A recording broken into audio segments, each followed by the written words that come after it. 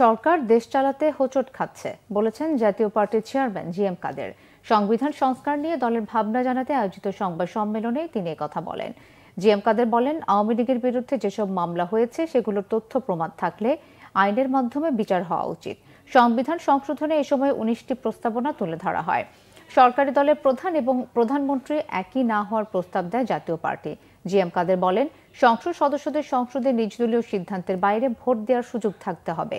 দীর্ঘ সময় সর্বোচ্চ পদে থাকলে সেই ব্যক্তি ক্ষমতা কেন্দ্রীভূত করার প্রবণতা দেখান, স্বৈরাচারী হয়ে ওঠেন। তাই সর্বোচ্চ দুবার শীর্ষ পদে থাকবে এমন বিধান রাখার পরামর্শ দেওয়া হয়। সংবিধানের পঞ্চদশ সংশোধনী বাতিলের দাবিও জানানো হয়। সেই সাথে তত্ত্বাবধায়ক সরকারের বিধান আবারও চালুর প্রস্তাব দিয়েছে জাতীয় পার্টি। অনেকে বলছে ঐক্যের ডাক দিচ্ছে, ঐক্যের ডাক আমরা 100 বার ঐক্যের জন্য আমরা সবকিছু করতে চাই, দেশবাসীকে সবাইকে নিয়ে আমরা এগিয়ে যেতে চাই। এখন ঐক্য নিয়ে যদি আপনি বলেন যারা আন্দোলনে অংশগ্রহণ করছে তাদেরই শুধু ঐক্য, তাহলে আপনি ঠিক করছেন কি আন্দোলনে অংশগ্রহণ করছে কেউ করেনি? আপনি ঠিক করছেন নিজের ইচ্ছা মতো।